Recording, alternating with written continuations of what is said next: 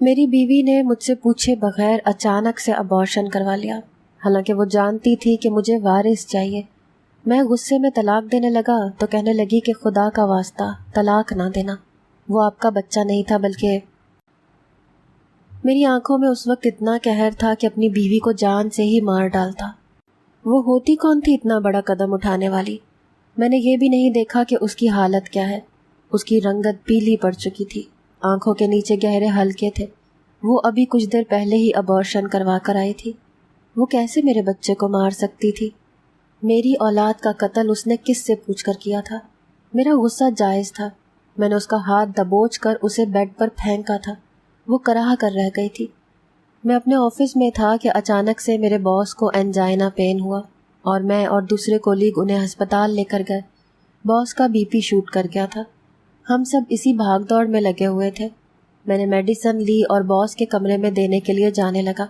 اچانک مجھے میری بیوی سامنے ایک لیڈی ڈاکٹر کے پاس کھڑی نظر آئی۔ وہ چھٹے مہینے سے تھی۔ مجھے لگا شاید اپنے چیک اپ کے لیے آئی ہے۔ میں نے باس کی میڈیسن اپنے دوست کو پکڑائی اور کہا کہ میں اپنی بیوی کے ساتھ گھر جا رہا ہوں۔ ویسے بھی باس کی طبیعت پہلے سے بہت بہتر ہو چکی تھی۔ میں اپنی بیوی کی جانب بڑھنے لگا۔ میری بیوی کی میری جانب پشت تھی۔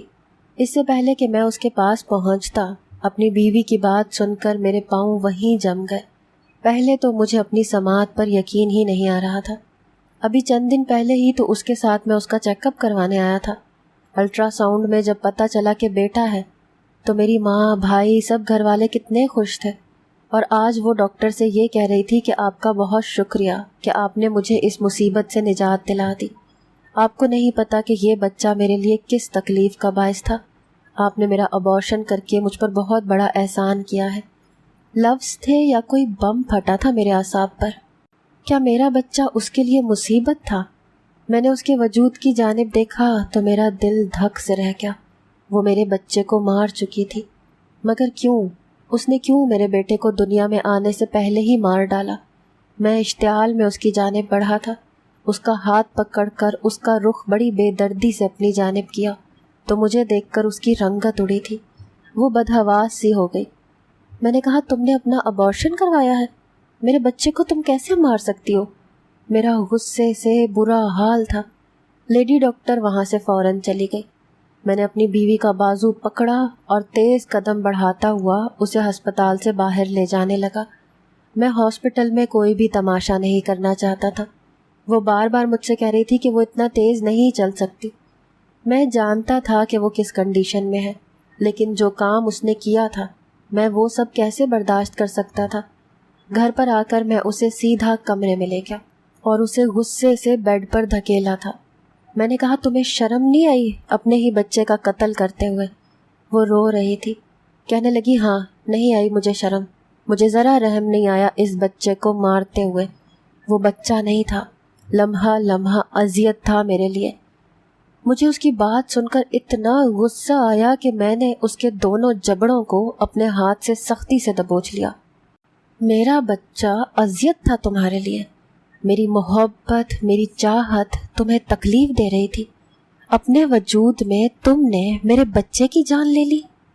میری بات پر وہ چلا کر بولی، نہیں تھا وہ آپ کا بچہ، وہ آپ کا بچہ نہیں تھا، وہ آپ کے… جو سچ میں اپنی بیوی گلنار کے منہ سے سن رہا تھا، میرے دماغ میں دھماکے سے ہونے لگے۔ مجھے ہر وہ بات یاد آنے لگی۔ میرا تعلق گاؤں کے سردار قبیلے سے تھا۔ میں اپنے ماں باپ کا بڑا بیٹا تھا۔ میرا ایک ہی چھوٹا بھائی تھا جو ہم سب کو جان سے عزیز تھا۔ ایک دن میرے ماں باپ نے میری شادی کی خواہش کا اظہار کیا تو میں ٹال نہ سکا، لیکن میں نے ان سے اپنی پسند کا اظہار کیا کہ میں لڑکی پہلے سے ہی پسند کر چکا ہوں، تو انہوں نے بھی انکار نہ کیا اور میری پسند کی لڑکی کو بہو بنانے پر آمادہ ہو گئے۔ اگلے ہی دن وہ لوگ میرا رشتہ لے کر سردار کے پاس گئے تو انہوں نے اس رشتے پر رضامندی کا اظہار کیا، لیکن جب میرے ماں باپ نے لڑکی کو دیکھنے کی فرمائش کی تو وہ لوگ لڑکی کو لے آئے۔ وہ لڑکی پہلی نظر میں ہی میرے ماں باپ کو پسند آ گئی۔ وجہ یہ تھی کہ وہ بھی ہماری طرح دوسرے سردار قبیلے سے تعلق رکھتی تھی۔ اسی وجہ سے شادی میں کوئی مسئلہ نہ ہوا اور چند ہی دنوں میں دوسرے سردار قبیلے کی بیٹی سے میرا نکاح کروا دیا گیا۔ سردار کی بیٹی بے حد خوبصورت تھی۔ جب میں نے پہلی مرتبہ اسے دیکھا تو تبھی اس پر دل ہار بیٹھا تھا، اور اب تو وہ میری ملکیت میں تھی۔ میں اسے دنیا کی ہر خوشی دینا چاہتا تھا۔ ابھی ہماری شادی کو پہلا دن تھا۔ جب میں کمرے میں آیا تو میری بیوی گلناز بہت گھبرائی ہوئی تھی۔ مجھے لگا کہ شاید شادی کا پہلا دن ہے اسی لیے گھبرا رہی ہے، لیکن جیسے ہی میں اس کے پاس گیا اور اس کا ہاتھ پکڑا تو وہ میرا ہاتھ جھٹکتی مجھ سے یوں دور ہوئی جیسے میں کوئی اچھوت کی بیماری میں مبتلا ہوں۔ شادی کی پہلی رات نئی نویلی دلہن کا یہ رویہ بے حد عجیب تھا، جبکہ میں حیرانی سے اسے دیکھ رہا تھا کیونکہ وہ مجھے دیکھ کر بہت ہی زیادہ ڈر گئی تھی۔ مجھے لگا فطری شرم و جھجک کے باعث ایسے ہو رہا ہے۔ بہرحال میں نے بہت نرمی سے اس سے بات چیت شروع کی، لیکن وہ بے حد اپسٹ تھی۔ صبح جب میری آنکھ کھلی تو میری بیوی کمرے میں نہیں تھی۔ وقت دیکھا تو ابھی صبح کے 6 بجے تھے۔ میں پریشانی سے اٹھ بیٹھا کہ آخر اتنی صبح صبح وہ کہاں جا سکتی ہے۔ میں کمرے سے باہر نکل آیا اور تقریباً ساری حویلی میں نگاہ دوڑائی، لیکن وہ مجھے کہیں بھی نظر نہ آئی۔ میں اپنے کمرے میں واپس آیا تاکہ فریش ہو کر اسے ڈھونڈ سکوں، لیکن ابھی اس سے پہلے کہ میں اسے ڈھونڈنے کے لیے جاتا، وہ ڈری سہمی سی خود ہی کمرے میں آئی۔ مجھے دیکھ کر وہ اور بھی گھبرا گئی۔ اس کا چہرہ پیلا زرد پڑ گیا۔ میں حیران ہوا کہ صبح صبح وہ کہاں سے آ رہی ہے اور اتنی پریشان کیوں ہے۔ میں نے نرمی سے اس سے پوچھا تو اس نے کہا کہ وہ چہل قدمی کی عادی ہے، باہر باغیچے میں گئی تھی، وہاں حویلی کی رکھوالی کے لیے جو چیتے رکھے ہیں انہیں دیکھ کر وہ ڈر گئی تھی۔ یہ چیتے ابھی کچھ دن پہلے میرے چھوٹے بھائی نے اپنے شوق کی خاطر منگوائے تھے۔ اس کی بات سن کر میں نے اسے تسلی دی اور یقین دلایا کہ وہ اس سے کوئی نقصان نہیں پہنچائیں گے۔ وہ میری بات مان گئی اور میرے لیے ناشتہ لینے چلی گئی۔ گلناز ناشتہ لے کر واپس آئی تو اس کے چہرے پر پسینے کے قطرے دیکھ کر میں حیران ہو گیا۔ وہ ہانپ رہی تھی جیسے لمبی مسافت طے کر کے آئی ہو۔ میں اسے دیکھ کر پریشان ہو گیا اور اس کے ہاتھ سے ناشتہ لے لیا۔ ناشتہ دیکھتے ہی میں پہچان گیا کہ ناشتہ اس نے نہیں بنایا ہوا تھا، کیونکہ گھر میں خانسامہ موجود تھا اور گھر کی عورتوں کا کام محض گھر کے مردوں کے لیے کھانا سرو کرنا ہی ہوتا تھا۔ کھانا اس نے خود تو نہیں بنایا تھا، یہ تو میں دیکھ کر ہی پہچان گیا تھا، لیکن صرف کھانا لانے میں وہ ہانپ گئی تھی۔ میں نے اس سے پوچھا کہ کیا ہوا ہے تو وہ مجھے ڈری ہوئی لگ رہی تھی۔ میں اس کا یہ گریز سمجھ نہیں پا رہا تھا۔ وہ پہلی لڑکی تو نہ تھی جس کی شادی ہوئی تھی، اور یہاں اسے میں نے کسی قسم کی کوئی تکلیف بھی نہیں ہونے دی تھی، لیکن اس کے باوجود بھی اس کا رویہ بے حد عجیب تھا۔ اس نے مجھے کچھ نہ بتایا اور چپ چاپ کمرے سے ہی نکل گئی۔ شادی کو 1 مہینہ گزر چکا تھا، لیکن میری بیوی کا رویہ اب تک پہلے دن جیسا تھا۔ میں سمجھ نہیں پا رہا تھا کہ آخر وہ یہ سب کچھ کیوں کر رہی ہے، کس چیز کا خوف ہے اسے۔ میرا رویہ تو اس کے ساتھ بہت اچھا تھا، میری والدہ بھی عام روایتی ساس نہیں تھی، پھر گلنار کا خوف زدہ رہنا میری سمجھ سے باہر تھا۔ ایک دن رات کا 3 پہر تھا جب اچانک سے میری آنکھ کھل گئی۔ میں نے دیکھا کہ میری بیوی کمرے میں نہیں تھی۔ میں نے وقت دیکھا تو مجھے جھٹکا لگا کیونکہ رات کے 3 بج رہے تھے۔ رات کے اس پہر بھلا وہ کہاں جا سکتی ہے؟ یہ سوچ سوچ کر میرا دماغ پھٹنے لگا۔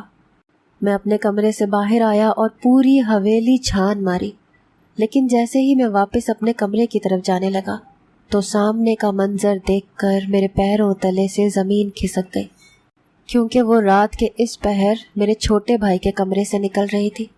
مجھے حیرانگی ہو رہی تھی کہ وہ رات کے اس پہر اس کے کمرے میں کیا لینے گئی تھی۔ وہ میرے پاس آئی اور مجھے دیکھتے ہی اس کے چہرے کا رنگ اڑ گیا، وہ پیلی زرد پڑ گئی۔ میں تو اس کا حال دیکھ کر ہی پریشان ہو گیا۔ جو بھی تھا وہ میری بیوی تھی، میں اس پر شک نہیں کر سکتا تھا۔ پھر مجھے خود سے زیادہ اپنے چھوٹے بھائی پر بھروسہ تھا۔ میں اسے لیے اپنے کمرے میں آ گیا اور اسے آہستہ سے بیڈ پر بٹھاتے ہوئے پانی کا گلاس اس کے لبوں سے لگایا تو وہ ایک ہی سانس میں سارا پانی پی گئی۔ اب کی بار میں نے تحمل سے اس سے پوچھا کہ وہ رات کے اس پہر میرے چھوٹے بھائی کے کمرے سے کیوں نکل رہی تھی۔ میری بات سن کر وہ مجھے دیکھنے لگی، پھر اس نے اپنا موبائل میرے سامنے کر دیا جس میں میرے بھائی کا میسج تھا۔ اس کا سر درد کر رہا تھا اور اماں اس وقت سو چکی تھی، گھر والے سب سوئے ہوئے تھے۔ اسی وجہ سے اس نے اپنی بھابھی سے دوائی اور دودھ کا گلاس منگوایا تھا۔ میسج دیکھ کر میں نے اپنی سوچ پر لعنت بھیجی اور اپنی بیوی کو کہا کہ آئندہ کہیں بھی جائے تو مجھے بتا کر جائے، کیونکہ میں پریشان ہو جاتا ہوں۔ مجھے گلنار سے بے حد محبت تھی۔ میں شک کر کے اپنی اور اس کی زندگی جہنم نہیں بنا سکتا تھا۔ پھر میرا چھوٹا بھائی بھی اسے اپنی بڑی بہن ہی سمجھتا تھا، لیکن شاید کچھ چیزیں مردوں کے اندر فطری ہوتی ہیں۔ اس دن کے بعد سے ہی جانے کیوں لیکن میرے دماغ میں عجیب سوچوں نے گھر کر لیا تھا، اور یہ محض میری سوچوں تک محدود نہیں رہا، بلکہ آج کل مجھے اپنی بیوی کا رویہ بھی کچھ مشکوک سا لگنے لگا تھا۔ میں دیکھ رہا تھا کہ میری بیوی کا میرے چھوٹے بھائی کی جانب جھکاؤ کچھ زیادہ ہی ہے، لیکن میں اس بات کو بار بار اپنے ذہن سے جھٹکنے لگا تھا۔ ابھی کچھ ہی دن گزرے تھے کہ ایک دن اچانک اس کی طبیعت بگڑ گئی۔ میں اسے فوراً ہسپتال لے کر گیا، لیکن جیسے ہی ڈاکٹر نے اس کا علاج کیا تو ڈاکٹر خوش ہوتی باہر آئی۔ مجھے کہنے لگی کہ سردار صاحب مبارک ہو۔ اس نے خوشی کی خبر سنائی تھی۔ میں ان کی بات سمجھ گیا تھا، اور اس خوبصورت نعمت پر میں اپنے رب کا جتنا شکر ادا کرتا اتنا ہی کم تھا۔ میں اپنی بیوی کو حویلی واپس لے آیا۔ حویلی میں جب سب کو پتہ چلا تو سب نے میری بیوی کو سر آنکھوں پر بٹھایا تھا۔ سب بہت خوش ہو گئے تھے، لیکن جب سے یہ خبر ملی تھی میری بیوی پہلے سے بھی زیادہ عجیب رویہ رکھنے لگی تھی۔ اس نے ایک مرتبہ بھی مجھ سے اپنی اس خوشی کا اظہار نہیں کیا تھا، بلکہ جب ہم سب مل کر اس کا خیال رکھتے تھے تو وہ اس بات کو پتہ نہیں کیوں برداشت نہیں کر پاتی تھی۔ وہ سب کو کہتی تھی کہ کسی کو کوئی ضرورت نہیں ہے اس کا یوں خیال رکھنے کی، وہ بچی نہیں ہے، اپنا خیال خود رکھ سکتی ہے۔ جب سے یہ خبر ملی تھی وہ کافی زیادہ بدتمیزی کرنے لگی تھی، اور جو چیز مجھے سب سے زیادہ حیران کرتی تھی وہ یہ تھی کہ وہ سب کے ساتھ برا رویہ اختیار کر چکی تھی، یہاں تک کہ میرے ساتھ بھی۔ میری والدہ نے بھی دبے لفظوں میں مجھ سے شکایت کی تھی، لیکن میرے چھوٹے بھائی کے سامنے وہ چوں تک نہیں کرتی تھی۔ مجھے لگا کہ وہ شاید کافی سنجیدہ طبیعت کا مالک ہے، اسی وجہ سے وہ اس سے ڈرتی ہے۔ کچھ دن گزر گئے جب میں نے اپنی بیوی اور اپنے بھائی کے درمیان عجیب سی بے تکلفی دیکھی۔ میں نے محسوس کیا تھا کہ میری بیوی میرے بھائی کی کوئی بات نہیں ٹالتی۔ ان دونوں کے درمیان عجیب سی سرد مہری بھی تھی، لیکن اس کے باوجود ان دونوں کو دیکھ کر مجھے عجیب سی کوفت ہونے لگی تھی۔ آج بھی رات کا پہر تھا۔ جب میں گھر واپس آیا تو میری بیوی اپنے کمرے میں نہیں تھی، اور آج پہلے ہی میرا دماغ خراب تھا۔ اس پر متضاد یہ کہ بیوی کا کمرے میں نہ ہونا مجھے آج حقیقتاً طیش دلا گیا تھا۔ جانے کیوں مجھے یقین تھا کہ میری بیوی میرے بھائی کے کمرے میں ہوگی۔ میں سیدھا اپنے چھوٹے بھائی کے کمرے میں گیا، لیکن یہ دیکھ کر میری آنکھیں پھٹی کی پھٹی رہ گئیں، کیونکہ رات کے اس پہر میرا بھائی بھی اپنے کمرے میں موجود نہ تھا۔ میں حیران رہ گیا، ادھر بیوی غائب تھی تو دوسری طرف بھائی بھی نہیں تھا۔ میں ان پر شک نہیں کرنا چاہتا تھا، لیکن مجھ پر عجیب سی جلن جیسی کیفیت طاری ہو رہی تھی۔ میں اپنے کمرے میں آ گیا اور غصے کو قابو کرنے کے لیے یہاں وہاں ٹہلنے لگا۔ تقریباً 2 گھنٹے میں اپنے کمرے میں انتظار کرتا رہا، لیکن میری بیوی نہ آئی۔ اب مجھے مزید غصہ آنے لگا، اسی لیے میں غصے میں کمرے سے باہر نکلنے لگا، جب اچانک میری بیوی کمرے میں آئی اور مجھ سے ٹکرا گئی۔ اس سے پہلے کہ وہ گر جاتی میں نے اسے تھام لیا۔